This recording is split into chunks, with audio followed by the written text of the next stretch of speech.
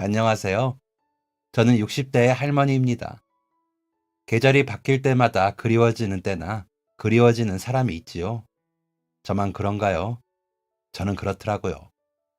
나이가 들어서 그런가? 아니면 그리워하는 게 습관처럼 남아있는 걸 수도 있고요. 오늘도 손녀가 와서 재롱을 부리는데 글쎄 울컥 눈물이 날 정도로 마음이 일렁이더라고요. 함께하면 얼마나 좋았을까 하는 그런 마음이었던 것 같아요. 그런데 이런 마음이 요즘만 그런 건 아니에요. 아주 오래된 습관 같은 거죠. 운동회를 할 때, 맛있는 음식을 먹을 때, 날이 좋아 문득 하늘을 보았을 때, 예쁜 새 옷을 가지게 되었을 때도 이 모든 걸 같이 할 부모님이 계시다면 얼마나 좋았을까 하고 그리워하며 컸거든요. 제가 고아원에서 자랐거든요. 3, 4살쯤 작은 수천만 손에 쥔 채로 길을 잃고 헤매고 있던 저는 자연히 고아원으로 옮겨졌고 몇 차례 해외 입양 대상자에 올랐다가 파기되었다고 하더라고요. 어릴 땐 입양 가는 아이들이 부럽기도 했습니다. 선생님들께서 엄마 아빠가 생기는 거라고 하셨거든요. 가끔 친부모님이 찾으러 오는 아이들도 있었죠. 하지만 저는 찾아오는 사람도 데리고 가겠다는 사람도 없더라고요. 발견될 때부터 품고 있었다는 수첩에는 온통 제가 한 것으로 보이는 낙서와 한 장의 사진이 있었다고 하고요. 혹시나 저를 찾는 부모님을 만나면 보여드린다고 소중히 간직했습니다. 비록 즉석 사진으로 찍은 사진 한 장일지라도 제게는 행운의 상징처럼 여겨졌죠. 아빠처럼 보이는 사람과 함께 찍은 사진이라고 생각했습니다. 저를 소중하게 안고 활짝 웃고 있는 남자는 저와 매우 닮은 미소를 지닌 사람이었으니까요. 어떤 아이들은 제가 그 사진을 보고 있으면 그 사진 찍고 너를 버렸나 보다 라며 제가 버림받은 아이라고 확정을 짓고 말하기도 했습니다. 저는 그런 아이를 노려보다 달려들어 머리를 잡아당기거나 확 밀어버리면서 아니야, 나 잃어버린 거야. 나 찾으러 올 거야. 하고 소리를 지르고는 했죠. 그러면서도 불안했습니다. 아무도 나를 찾지 않고 다들 엄마 아빠를 찾아가 버리면 나 혼자 고아원에 남는 것이 아닌가 하는 생각도 했고요. 하지만 고아가 많았던 그 시기에 고아원에 저 혼자 남는 일은 일어나진 않았습니다. 요즘처럼 과학이 발달해 DNA 검사 같은 것도 흔하지 못했던 시절이었고 인터넷이나 이런 것도 없어 일일이 사람을 찾아주던 시기이니 힘들었죠. 게다가 저는 고아원을 3군데나 옮겨 다니게 되었습니다. 처음 갔던 곳은 보호소였다고 하더라고요. 일정 기간 동안 저 같은 미아들을 데리고 있다가 정식 고아원으로 보내는 곳이었던 거죠. 그리고 옮긴 고아원에서는 초등학교 들어가기 전까지 지냈습니다.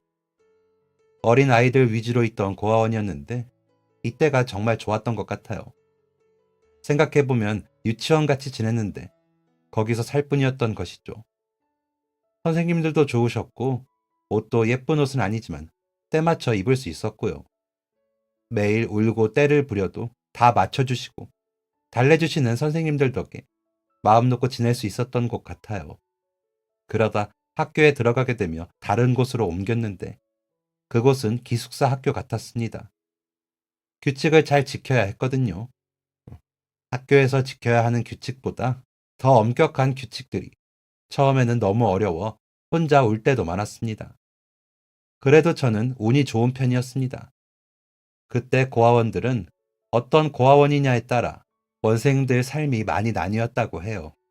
그런데 저는 제법 규모도 있고 후원이 많은 고아원들에 있었기 때문에 고아치고 괜찮은 삶을 살았더라고요. 나중에 고아들 모임에서 알았어요. 그래도 엄마 아빠 없는 건 마찬가지이지만 밥을 굶거나 철에 맞는 옷이 없거나 하진 않았거든요. 제가 지낸 고아원은 한 방에 초등부, 중등부, 고등부가 섞여 배치가 되었는데 대부분의 언니들이 동생들을 도와주기도 했고요. 하지만 몇몇 아이들은 같은 방 언니들에게 혼나기도 했습니다. 어딜 가나 성격이 유난하고 모난 사람들이 있듯이 고아원도 마찬가지였죠. 저와 학교에 같이 다닌 친구는 나 어제 또 방에서 언니들한테 혼났어. 원장님한테 일렀는데 그것도 들켜서 또 혼났어. 라며 울기도 했습니다. 고등부 언니들은 잘 안 그러는데 중등부 언니들은 심부름도 많이 시키고 손도 많이 댄다고 하더라고요. 제가 지낸 방의 언니들은 그 정도는 아니었지만 제게 별 관심이 없었습니다. 그저 한 방에 있는 애였죠. 저도 일과가 끝나면 아빠와 찍은 그 사진을 보다가 잠이 들고는 했죠. 제발 저를 찾으러 오라고 마음속으로 간절히 빌면서요. 그러면 제 목소리가 아빠에게 닿아 저를 데리러 올 거라고 믿었습니다. 사진은 수첩에서 공책, 지갑으로 옮겨 다니긴 했지만 언제나 저와 함께였습니다.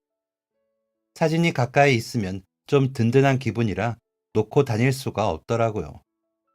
착하게 굴면 아빠가 좀 더 빨리 오지 않을까 싶어서 규칙도 잘 지키고 공부도 열심히 했습니다. 그러다 아빠가 마침내 저를 찾으면 얼른 데려가고 싶은 마음이 들게요. 공부도 못하고 잘 하지 못하면 저를 찾고도 안 데리고 갈까봐 걱정이 되었거든요. 그래서 고아원이든 학교에서든 선생님들께서 하라는 대로 다 하면서 열심히 지냈습니다. 그러다 보니 고아원 선생님도 학교 선생님도 저를 예뻐해 주셨어요. 그래서 저와 학교에 같이 다니는 동갑내기 친구와도 한 방을 쓸 수 있게 옮겨오게 해주셨죠. 친구는 야, 현수가 너 덕분에 나 드디어 탈출이다. 너무 고마워. 내가 이 은혜는 절대 안 잊을게. 하더니 제 일이라면 뭐든 적극적으로 나서서 자기 일처럼 해주고는 했습니다. 저희 방 언니들은 진짜 저희들에게 관심이 없었거든요. 그래서 혼내지도 않으니 친구는 살만 난다고 했습니다. 친구는 7살 때쯤 엄마가 고아원에 놓고 갔다고 하더라고요. 데리러 오겠다고 했다는데 자기는 알았대요. 엄마가 다시는 자기를 찾으러 오지 않을 거라고요. 그래서 눈물도 안 났다고 하더라고요. 그런데 저는 사진도 있는 것으로 보아 정말 아빠가 잃어버렸을 수도 있다며 나중에 아빠 찾아도 나 잊어버리면 안 돼. 알았지? 난 현숙이 너뿐이야. 라고 하기도 했습니다. 저는 그런 친구에게 그저 고개만 끄덕여 보일 뿐이었습니다.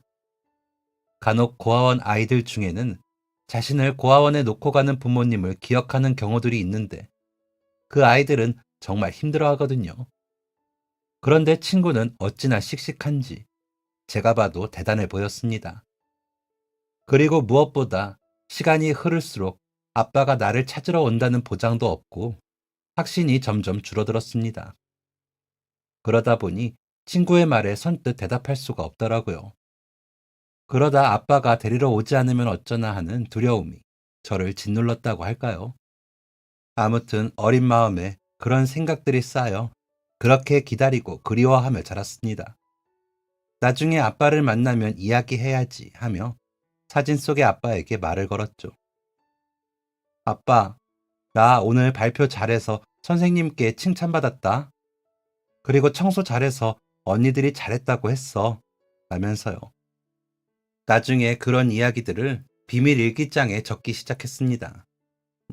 그 비밀 일기장에는 정말 별의별 이야기들이 많았습니다. 사진 속의 아빠 얼굴을 보고 따라 그리기도 했고요.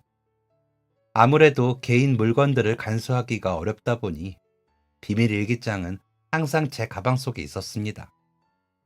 그러다 하루는 선생님께서 시키는 심부름을 했더니 사탕 몇 개 주셔서 친구랑 나눠 먹으면서 집에 가면 되겠다 싶어 주머니에 넣고 있는데 야, 너 그거 훔쳤어? 라며 같은 반 남학생이 저에게 소리를 치더군요.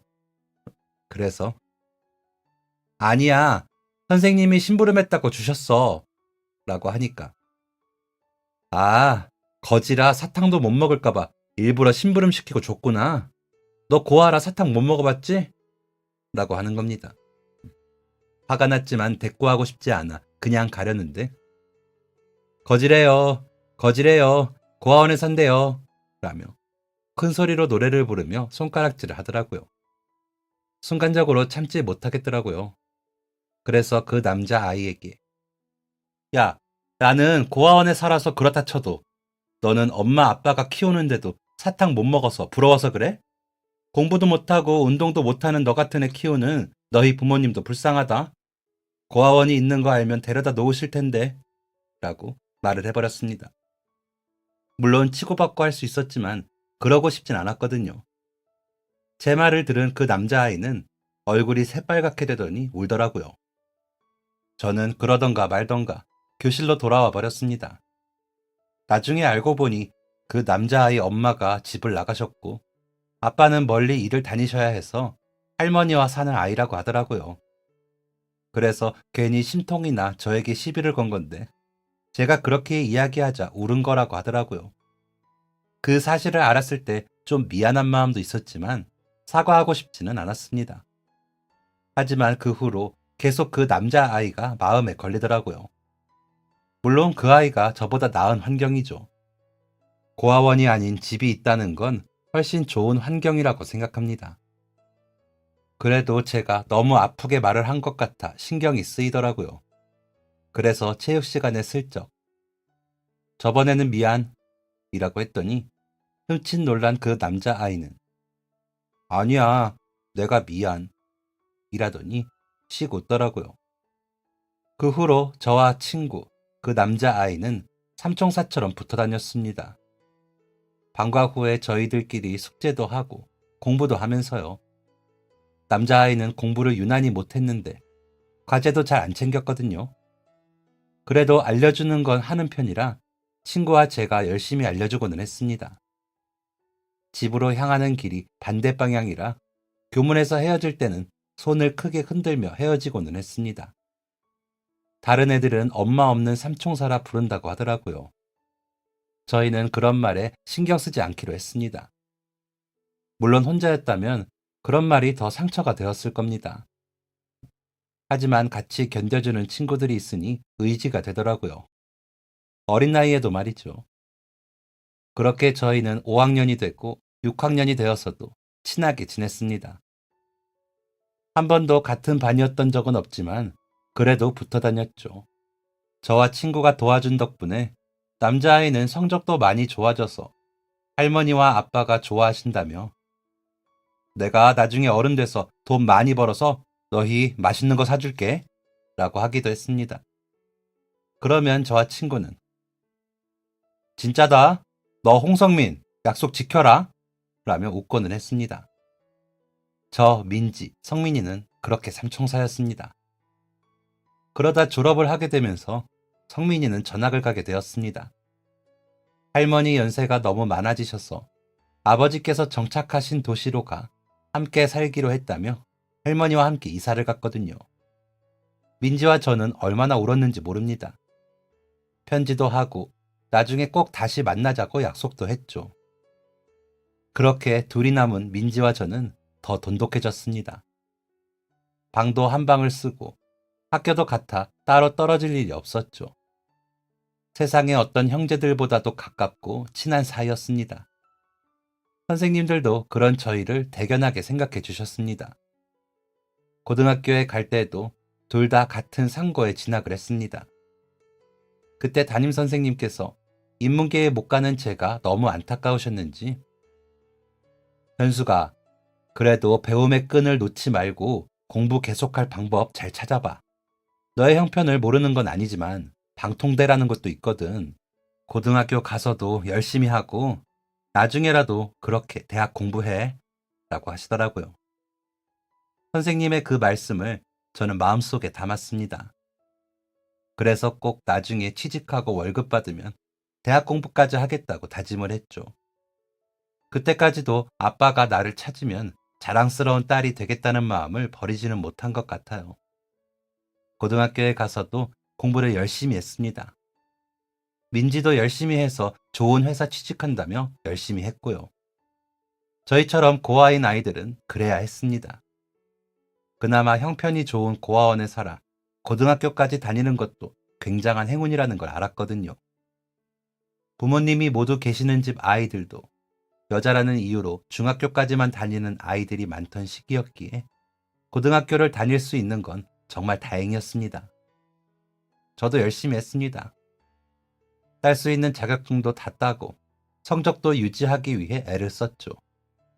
고아원에서도 선생님들을 도와 해야 할 일이 많아 바빴습니다. 굳이 선생님들 부탁이 아니시더라도 초등학교에 들어가며 이전에 온 아이들을 볼 때면 어릴 적 제가 생각나 잘 해주게 되더라고요. 민지는 더 그런 생각이 들어서 그런 건지 저보다 더 유난을 떨며 아이들을 챙기더라고요. 원장님께서는 그런 저희에게 나중에 좋은 엄마가 될 거야 라며 웃으시곤 하셨죠.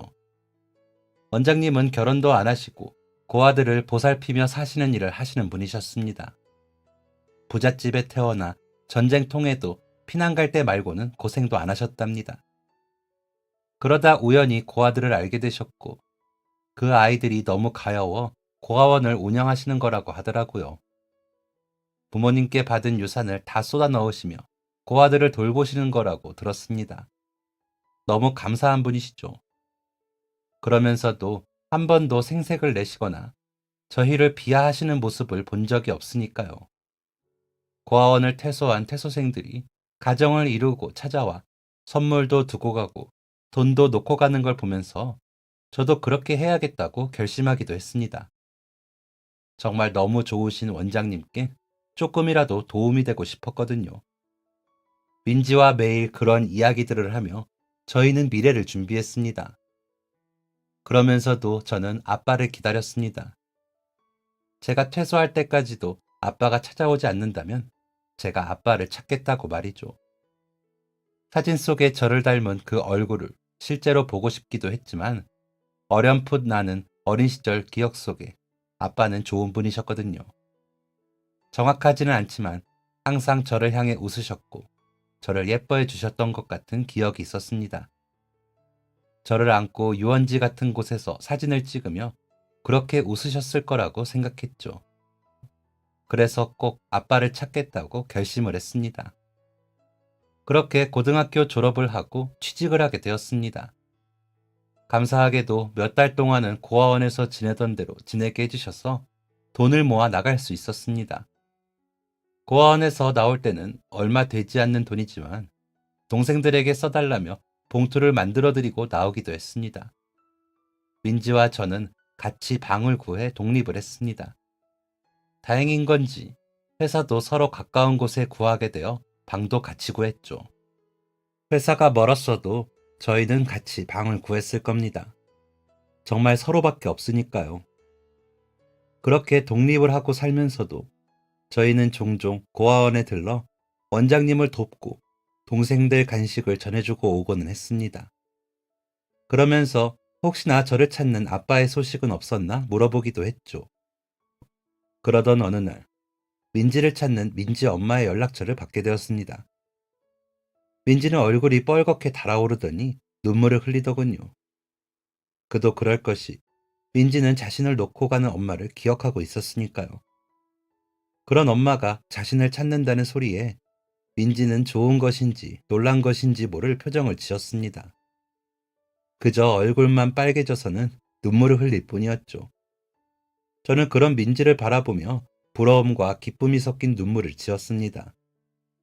언젠가 아빠가 저렇게 나를 찾지 않을까 하는 기대도 더 커졌고 엄마가 찾아왔다는 민지가 부럽기도 하고요.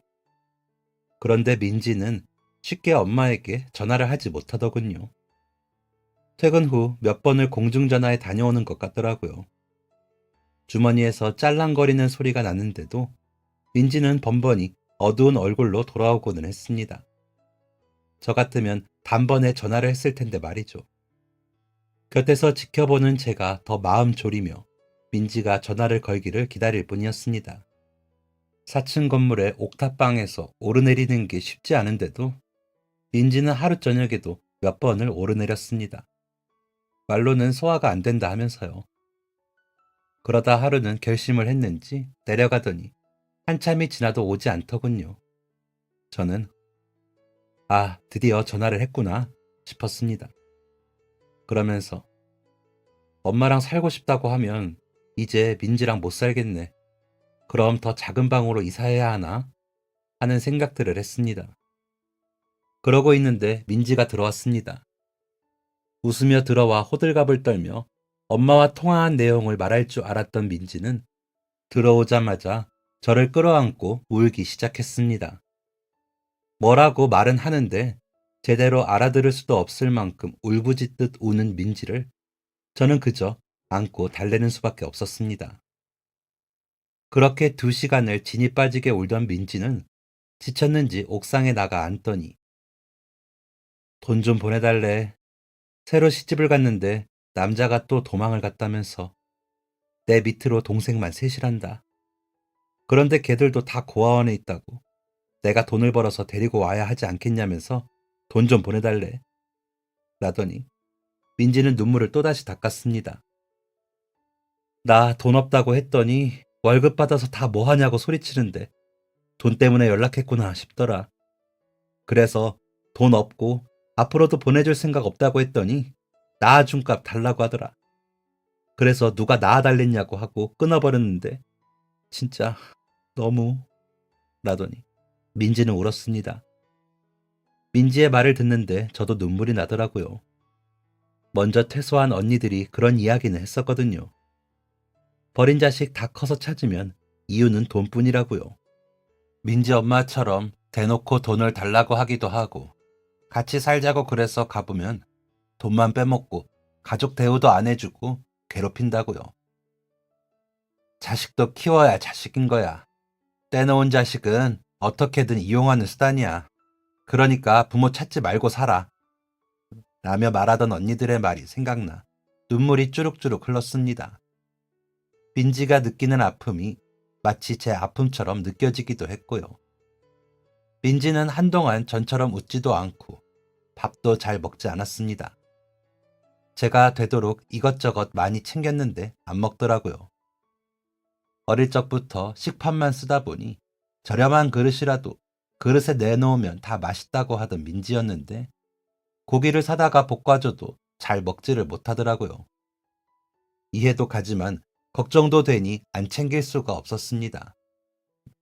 민지네 엄마는 그 후로도 원장님께 전화를 해 민지 연락처나 집 주소를 물었나 보더라고요.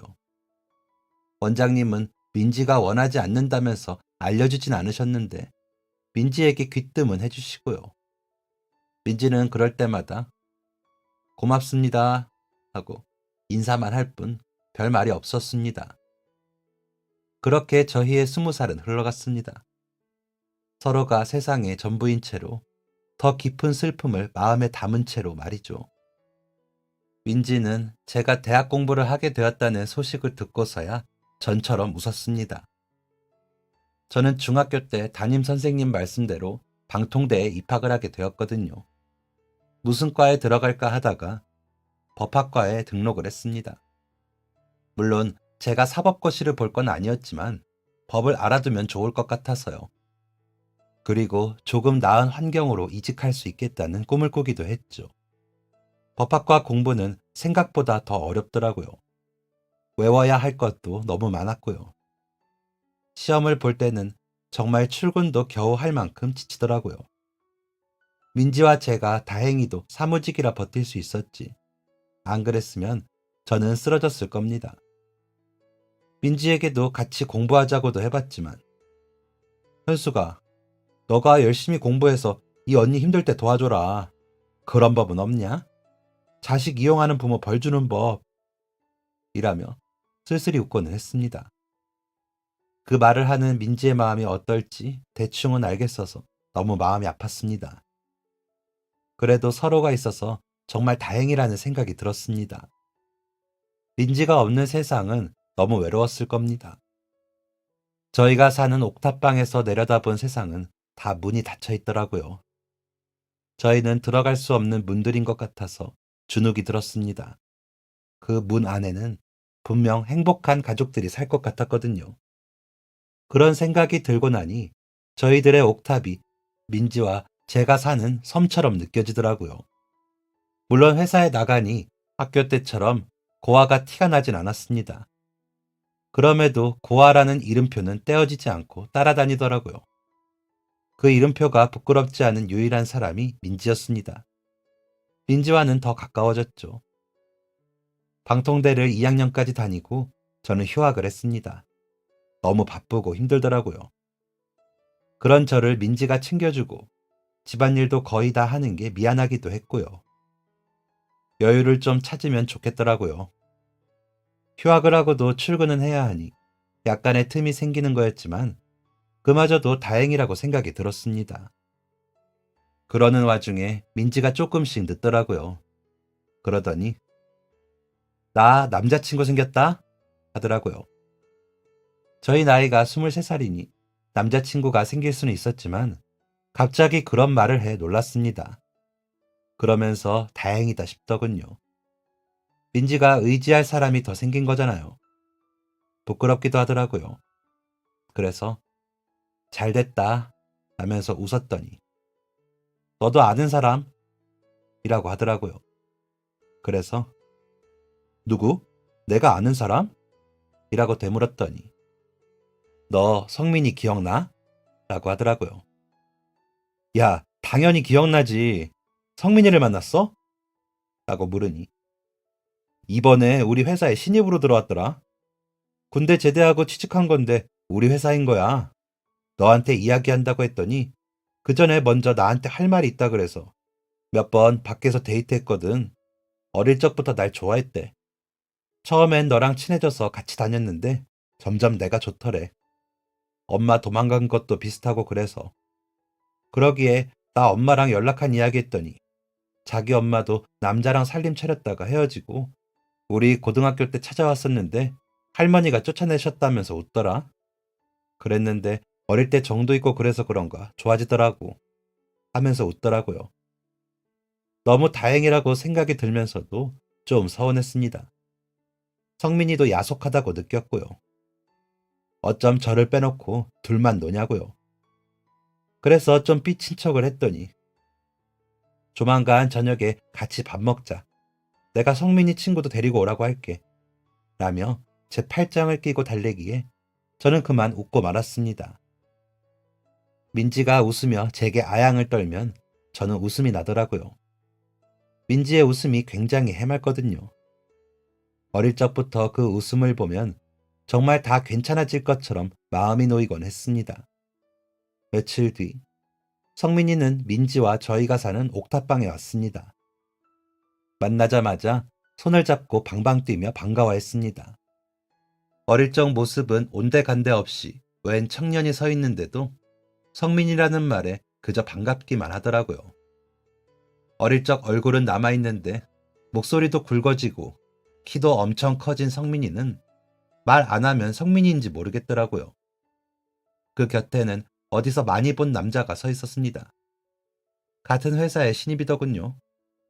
그래서 제가 어? 라고 하자 성민이가 내 고등학교 때 단짝 친구 너랑 같은 회사라고 하기에 데리고 왔어. 앞으로 잘 지내라고 하더군요. 그 집에 이사간 후로 처음 시끌벅적한 것 같았습니다. 민지와 저만의 섬에 두 사람이 놀러 왔을 뿐인데도 온기가 느껴지고 북적하게 느껴졌습니다. 그 변화가 이상하게 거부감 없이 좋게 느껴졌습니다. 그 후로 종종 그렇게 저희 넷은 모이게 되었습니다. 성민이 친구는 말도 잘하고 웃기도 잘하는 사람이었습니다. 성민이처럼 군대에 갔다가 전산병으로 근무하면서 대대장인가 하는 사람이 소개를 해줘서 사무직으로 취업을 할 수 있었다면서. 안 그랬으면 군대에 말뚝 박으려고 했어요. 다행이죠. 대대장님 덕분에 현숙 씨와 같은 회사도 다니고요. 라며 능청스러운 말도 잘하더라고요. 그런 그 사람의 말이 좀 부끄럽게 하긴 했지만 싫지 않았습니다. 그러다 보니 자연스럽게 저희는 연애를 하게 되었습니다. 남자는 할아버지가 어릴 적부터 키워주시다가 할아버지가 초등학교 때 돌아가시면서 고아원에서 자랐답니다. 성민이가 이사간 지역에 있는 고아원에서 중고등학교를 다니고 군대도 비슷하게 가게 되었다고 하더라고요. 부모님은 연락도 없고 살았는지 죽었는지도 모른다고 하더라고요. 할아버지가 외할아버지인지 친할아버지인지도 모르고요. 할아버지가 말을 안 해주셨대요. 그저 밥 먹이고 옷 사입히면 끝인 줄 알고 정도 안 주시고 그저 마당에 묶어놓은 강아지 키우듯이 하셨다고 하더라고요. 그래서 부모가 어떤 사람인지 얼굴도 사진도 없다고 하더라고요. 혼자 생각에 너무 비싸니까 사진도 없었을 거라고요. 진짜 가난하고 어렵게 살았다고 하더라고요. 고아원에 가서 반찬이 그렇게 많은 줄 처음 알았다고 했습니다. 그 말을 하는 남자의 눈빛이 쓸쓸해 보이는 게 마음이 아팠습니다. 어쩌다 보니 비슷한 경험이 있는 네 사람이 모여 서로 의지하게 되었나 싶어 운명이구나 싶기도 하고요. 그리고 어떤 면에선 마음이 더 놓이기도 했습니다. 남자가 좋아도 남자의 가족 때문에 제가 고아인 게 원망스럽지 않아서요. 영화나 드라마 보면 그렇잖아요. 가난한 여자가 남자를 만나서 그 부모의 반대에 헤어지고 막 그러는 거요. 그런 생각을 하니 남자와 저는 천생연분이라는 생각이 들었습니다. 서로가 서로를 더 잘 이해할 수 있고요. 그러다 보니 자연스럽게 남자와 저는 결혼을 이야기하게 되었습니다. 둘이 결혼을 하고 아이를 낳아 제대로 된 가정을 꾸리는 게 어느 순간 꿈이 되더라고요. 남자는 제가 공부를 계속하는 것도 멋지다며, 현숙 씨, 결혼하고 일 그만두고 남은 공부 계속해요. 힘들겠지만 졸업하면 변호사 사무실이나 법무사 같은 곳에서도 일할 수 있잖아요. 너무 멋있다. 라고 해주더라고요. 자신은 공부에 뜻이 없어. 아이들 머리는 현숙 씨 닮아야겠어요. 라고 하면서요. 그런 남자의 모습에 더 마음이 놓였습니다. 민지도 성민이와 결혼 준비를 하였습니다. 서로 가족이 없다 보니 간략하게 하기로 했다며 성민이 아버지와 함께 산다고 하더라고요. 사진관에서 양복과 드레스를 빌려 입고 사진을 찍고 혼인신고를 한 민지와 성민이가 같이 살면서 저는 옥탑방에 혼자 남았습니다. 그러다 보니 남자가 자주 놀러왔죠. 둘이서 밥도 해먹고 느긋하게 책도 보고 그랬습니다. 남자의 집이 회사에서 더 멀어서 점점 더 그 횟수가 많아지면서 자연히 남자의 짐들이 옥탑방에 채워지게 되었습니다. 자연스레 이사를 오게 된 거죠. 그 옥탑의 풍경이 꽤나 괜찮아 다른 곳으로 이사 갈 생각이 안 들더라고요. 그래서 우리도 민지네처럼 사진만 찍고 혼인신고하자. 대신 옷은 좀 좋은 걸로 사 입고 사진을 찍자. 웨딩드레스는 입지 말고 너무 민지네 따라하는 것 같잖아. 그리고 결혼식 할 돈으로 우리 멀리 여행 가요. 라고 제가 먼저 말을 했습니다. 남자는 내가 먼저 말하려고 그랬는데 반지도 맞춰놨단 말이야. 곧 나오는데 라며 놀라서 말을 하더군요. 제가 너무 서두른 것 같아 미안했지만 이미 나와버린 말을 주워 담을 수도 없고 난감하더군요. 남자는 이제 다른 건 말하지 말아요. 내가 다 알아서 할 거야. 일단 옷은 남대문으로 사러 가자. 거기에 예복 맞추는 데 있다고 하더라고요. 당신도 좋은 양장 한 벌 해 입고 나도 좋은 양복으로 해 입고 사진 찍자 라며 웃더라고요. 그런 남자의 얼굴을 보는데 우리는 참 잘 맞는다고 생각했습니다. 이런 사람과 결혼하게 되어 너무 다행이라고 생각했고요. 이런 모습을 아빠가 보신다면 얼마나 좋을까 하는 생각도 했죠. 드디어 사진 찍을 때 입을 예복을 사러 남자와 시장으로 가기로 한 날, 저는 너무 들떠 있었습니다. 남자도 마찬가지였죠. 사진 찍고 바로 혼인신고하고 법적인 부부가 되기로 했으니까요. 설레는 마음으로 가다 보니 제가 헐렁해 보였나 봅니다. 옷들을 살펴보다 마음에 드는 옷이 보여 흥정을 하고 적당한 가격에 옷을 사게 되었습니다. 기분이 좋더군요. 옷이 마음에 너무 들었거든요. 그런데 가격을 치르려는데 지갑이 없는 겁니다. 예복을 사기 위해 꽤 많은 돈을 넣어두었는데 아무리 가방을 뒤져도 지갑이 없더라고요. 대신 가장 한 귀퉁이가 칼로 긁혀 구멍이 나 있는 것만 발견했죠. 소매치기를 당한 것이었습니다. 너무 들떠서 누가 제 가방에 구멍을 내는 것도 몰랐던 겁니다. 당황하며 구멍난 곳만 살피다가 지갑 속 사진까지 잃어버린 것을 깨닫고는 눈물이 나더군요. 아빠와의 기억과 추억을 증명해 줄 것이라고는 그 사진밖에 없는데 사라진 것을 알게 되니 너무 힘들더라고요. 남자는 우는 저를 달래며 일단 파출소에 신고라도 하자. 돈만 가져가고 지갑은 돌려줄 수도 있잖아. 진정해, 찾을 수 있을 거야. 라며 집 앞 파출소로 가 사정을 말을 하고 신고를 해주더라고요. 저는 바보같이 계속 울기만 하고요. 제가 조심성 없이 소매치기를 당해 옷도 못 사고 사진도 못 찍게 됐으니까요. 남자는 괜찮아. 사진이야 앞으로 찍으면 되고 옷도 사면 되지. 아버님 사진만 생각하자. 그리고 우리 이 반지 끼우고 혼인신고하러 가요. 라며 제 손가락에 반지를 끼워주더라고요. 너무 고맙고 감동적이었습니다. 그런 순간에도 제 탓을 한 번을 안 하더라고요. 훔쳐간 놈이 나쁜 놈이지 당한 피해자가 나쁜 거냐면서요.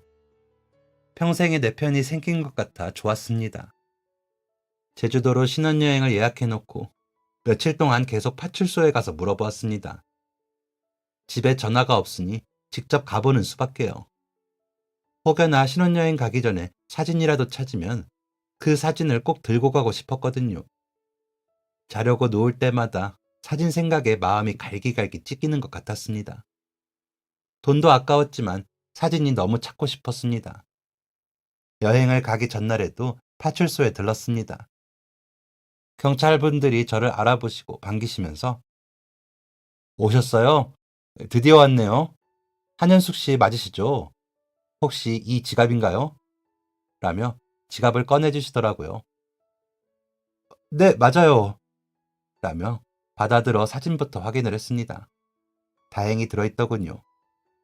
제가 눈물을 흘리며 있네요. 있어요. 감사합니다. 라고 인사를 하자 경찰분도 웃으시면서 잘 됐네요. 잠시만요. 제가 확인하고 분실물 돌려드릴게요. 세상에 그 지역에서 오랫동안 활동한 소매치기 할머니가 잡혔는데 훔친 지갑들을 다 가지고 있었나 봐요. 돈은 다 쓰고요. 돈도 꽤 많이 있었다면서요. 돈은 못 찾았어요. 그래도 지갑이라도. 어? 라고 하시더라고요. 그래서 무슨 일 있으세요? 라고 물으니 사진 속 이분이 아버지세요? 라고 다시 물어보시더라고요. 그래서 그런 것 같아요. 자세히 기억은 안 나지만 어릴 적에 길에서 발견돼서 고아원에서 자랐는데 그 사진만 남아서요. 아버지인 것 같아요. 라고 하자 제가 아는 분이 맞는 것 같아서요. 이분이 따님을 엄청 찾고 계시거든요. 라고 하시는 겁니다. 결혼을 앞두고 혹시나 하는 마음에 입양센터나 미아센터에 찾아가 아빠를 찾으려고 해봤습니다. 혹시나 해서 만나보면 전혀 다른 얼굴의 분들이 나타나 찾지 못하면서 애만 태우다 마음으로 아빠를 더 그리워했거든요. 그런데 경찰분이 사진을 보시고 저희 아빠인 것 같다고 하시니 심장이 쿵쾅거렸습니다. 어쩌면 아빠를 정말 찾을 수도 있겠다는 생각이 들었죠. 남편에게도 말을 하니 남편은 우와! 라며 박수를 치더라고요. 경찰분과 약속한 날짜에 만나기로 한 파출소로 향하면서 유난히 가슴이 뛰었습니다. 문을 열고 들어서자 나이가 들었지만 사진 속 얼굴을 한 남자가 문 쪽을 바라보고 서 있더군요. 현수가? 아빠다! 라며 부르는 목소리에 떨림이 있었습니다. 보는 순간, 목소리를 듣는 순간 이번엔 정말 아빠구나 알겠더라고요. 달려가 안기며 아빠! 하고 불렀습니다. 아빠는 내 새끼 어디 있었어? 아빠가 미안해. 라며 얼싸안고 우셨습니다. 한참을 그렇게 우는 저희를 바라보던 남편은 아버님, 저는 현숙이 남편 남현석입니다. 뵙게 되어 영광입니다. 라며 엎드려 절을 하더군요. 아빠는 그런 남편을 일으켜 고맙네, 고마워 라며 손을 잡고 웃으셨고요. 경찰은 안 사장, 이제 한 풀었어. 그렇게 딸 걱정하더니 라고 하면서 아버지를 안아주시더라고요. 그곳에 모두가 얼싸안고 들뜬 마음으로 저희 부녀의 만남을 기뻐해 주셨습니다. 저는 이게 꿈인지 생시인지 모르겠더군요. 일단 경찰분과 아버지, 저와 남편은 자리를 옮겨 남은 이야기를 하기로 했습니다. 가까운 저희 집으로 가기로 했죠. 아빠께 제가 직접 차린 밥상을 대접하고 싶어 미리 준비를 했거든요. 만약 아빠가 아니라면 그냥 저희 부부가 먹기로 하고요. 신혼여행까지 취소하고 차린 상이라 심혈을 기울였습니다. 아빠는 옥탑방에 오르시더니 예전에 우리 살던 집 같다. 기억이 나서 이곳에 집을 얻었니? 하시더라고요. 아니요. 그런데 끌렸어요. 저 이런 집에 살았어요? 라고 물었습니다. 그러자 아빠는 눈물을 글썽이시며 이야기를 시작하셨습니다. 너희 엄마가 많이 아팠어. 그래서 버는 대로 병원비로 나갔지. 그래도 너가 있어서 견뎠다. 그러다 너희 엄마가 돌아가셨어. 너를 꼭 지켜달라고 부탁을 하고 갔지. 그런 너를 꼭 잘 키우겠다고 다짐했다. 내가 그때 화물 기사를 했는데 너를 혼자 두고 갈 수가 없잖니? 그래서 여기저기 다니면서 데리고 다녔어. 작은 가방에 수첩이며 장난감 반지, 핀을 넣고 다니는 모습이 너무 예뻤지. 일부러 가방에 이름도 크게 써놓고 데리고 다녔어. 그러던 어느 날 아는 형이 밤에 가서 집만 실어오면 큰돈을 주겠다고 그러더라. 뭐길래 그러냐고 물었더니 묻지도 말고 실험한 주라고 하더라고. 그런데 거절하기에는 액수가 꽤 컸어. 그런데 밤에 해야 하다 보니 옆집 할머니한테 너를 맡기고 일을 갔지. 가게 하시는 분이시라 자주 뵌 분이었거든. 그러고는 일을 하는데 누군가 와서 나를 체포하더라고. 경찰이라고. 알고 보니 그 짐들이 다 도난품들인 거야. 나는 아무것도 모르는데 범인이 된 거야. 아니라고. 나 좀 내보내달라고. 애가 있다고 아무리 이야기해봐야 소용이 없었어. 그 길로 구치소 가서 재판받고 2년형을 살았다. 사위 앞에서 너무 부끄러운 이야기구나 하시더니 아빠는 눈물을 닦으셨습니다. 아빠의 이야기를 듣는데 기억이 날 것 같은 장면도 있더라고요. 돌아와 보니 집도 없어졌지. 월세 사니 집도 다 버렸다고 하더라고. 가게 할머니는 너를 잃어버렸다고만 하고 언제 없어진 건지 너가 없더래. 내가 구치소 가고 얼마 안 돼서 없어졌다고 하더라. 미친 사람처럼 너를 찾았다. 그러다 조사받으면서 알게 된 이 경찰분을 찾아갔지. 그 사이 진범들이 잡혀서 안 그래도 나한테 미안했다면서 백방으로 너를 찾게 도와주셨어. 그런데도 너를 못 찾더라. 그랬는데 이번에 이렇게 라며 우셨습니다. 제가 사진을 내밀며 이 사진은 언제 찍은 거예요? 라고 묻자 이게 화물차 타고 다니다가 우연히 한 지방의 유원지에 갔는데 즉석 사진이 있더라고. 그래서 신기해서 한 장 찍자 했지. 카메라가 없어서 너 어릴 적에 사진이 별로 없었거든. 그런데 너가 그 사진을 수첩 사이에 끼워서는 가방에 꼭 가지고 다니더라고. 그래서 너가 가지고 있었을 거야. 라며 사진을 보시면서 이렇게 작았는데 이렇게 커져서야 보다니 아빠가 미안하다 하시면서 다시 우셨습니다. 아빠는 경찰분이 소개해주신 회사에 다니시다가 그 회사 공장장까지 하시다가 회사를 따로 차리셔서 형편은 많이 좋아지셨다며 이제 우리 딸 하고 싶은 거 아빠가 다 해줄게. 우리 사위도 하고 싶은 거 이야기해. 라면서 저희를 안고 우셨습니다. 그 후로 아빠는 저희와 함께 아빠 집에서 살자고 하셨습니다. 저를 찾느라 아빠도 혼자 계속 살고 계셨더라고요. 남편도 나도 부모님이 안 계신데 당연히 아버님하고 살아야지. 성민이네 봐. 좋잖아. 라며 기뻐해 주었습니다.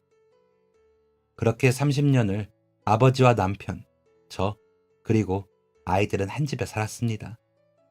아빠가 직접 산후조리를 다 해주셨죠.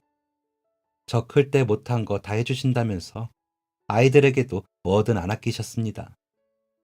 남편과도 잘 맞아 낚시도 가시고 등산도 가시고 하시면서 즐겁게 지내셨어요.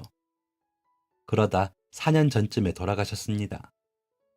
고혈압이 있으셔서 약을 드셨는데도 뇌혈관 문제로 돌아가셨어요. 갑작스러운 아빠와의 또 한 번의 이별에 너무 힘들었지만 이번엔 좀 덜 슬프더라고요. 그만큼 추억이 더 있으니까요. 다시 만나는 그날까지만 헤어져 있으면 된다고 생각해요.